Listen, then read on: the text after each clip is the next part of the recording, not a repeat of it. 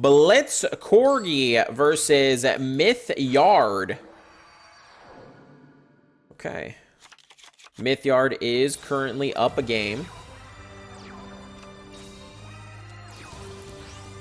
Dun, dun, dun, dun. All right, here we go. 30 card, Odeon. Heavy on the traps. We have undefeated Red Eyes versus undefeated Weather Painters. Weather Painters have that non-targeting bounce equipped to them.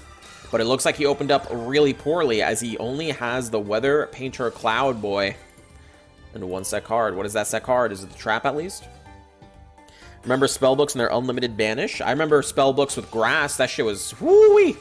He does have the trap, bouncing the Red Eyes back into the extra deck. Easy. My first deck was X Saber Blue Eyes Ice Barrier? What the?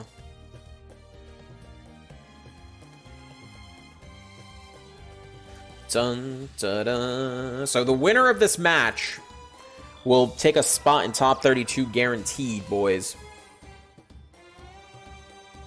Ladies and gentlemen, Breakthrough Skiller! Gonna go ahead, negate the snow effect to bring out another Weather Painter card. What is the strongest deck with grass? Is greener Witchcrafter? Yeah, probably Witchcrafter.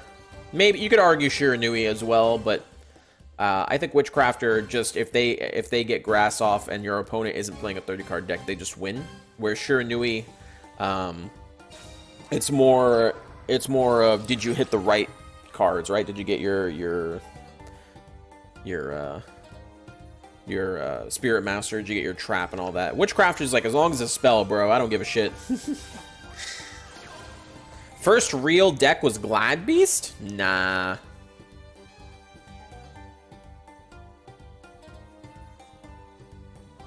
Anybody started when Casitas was a wanted man? Rye, guess who got 0 Book of Moon again? Was it you, Jeff? Did you wail for Book of Moon? Casitas wasn't as annoying as Purgatrio back in the day. So, chat, here's a story. When Casitas first came out, it was without Purgatrio, obviously. If you look at the boxes, you can tell that. So the build with the Casitas was using Flip Flop Frog with the with Neos and Alistair. And while that was while Casitas was annoying to deal with, because everyone was playing Flip Flop Frog and Neos. Ooh, breakthrough skill, by the way, being top tier right now. Look at that. Fiendish Shane couldn't do that. Anyway, because Flip Flop Frog was being used everywhere, its non-targeting removal effect kind of dealt with Casitas in a way as well. So Invoked was always kind of hovering around tier 2 status, because you got to remember, Dark Lords were already here and they were shitting on everybody. You know what I mean? So it didn't really matter. Every deck was being compared to Dark Lords. So it wasn't until Purgatrio came out that E-Sabers really got going. You know what I mean? That's when it was like, ah, shit.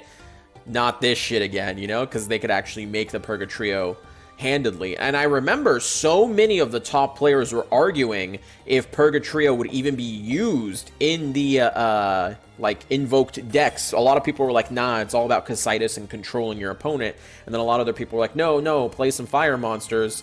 And they were like, you could play Lava Golem in your Neos deck and still summon him and stuff like that.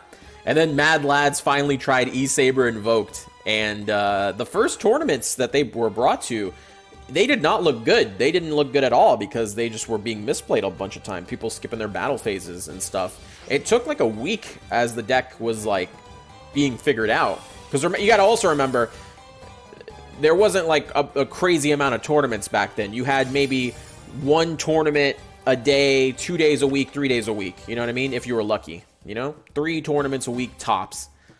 So it took time for people to figure shit out.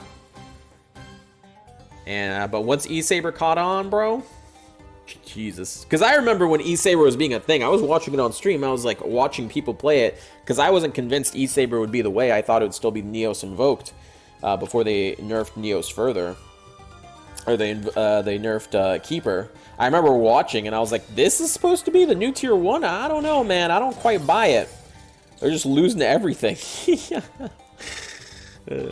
I had Purgatrio at the time, but I didn't have E-Saber yet. Snow off the top lets him search, search, search. Another canvas. Gear Feed OP, that's how you do it.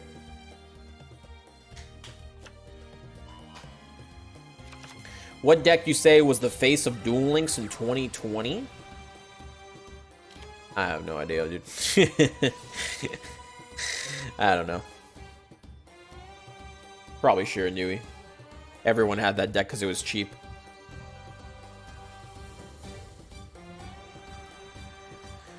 E-Sabers must come back. No, thank you.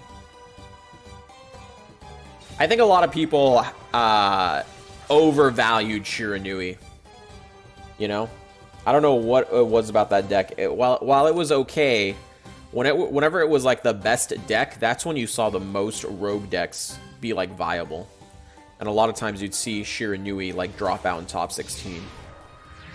I know this because that's when DLE was really hitting its stride and we had a bunch of tournaments happening. I don't have Shira. I hate that deck so much. It's actually an extremely fun deck to play. It's very unfortunate that the trap version is what people have come to associate it with, because it was pretty fun. Shira was cancer back then? Nah. Either Dark Magician or Shiranui? Probably Shiranui. Dark Magician was kind of expensive a little bit.